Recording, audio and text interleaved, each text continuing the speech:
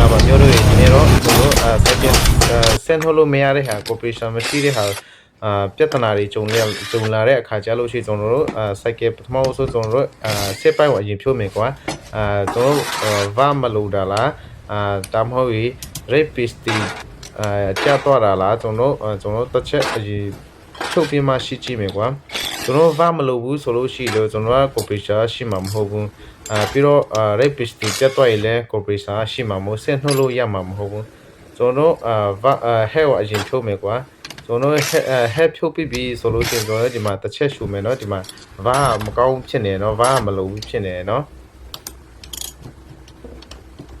ကျွန်တော်ပြဿနာဒီကပြဿနာဒီဘာမလုပ်တဲ့ဟာ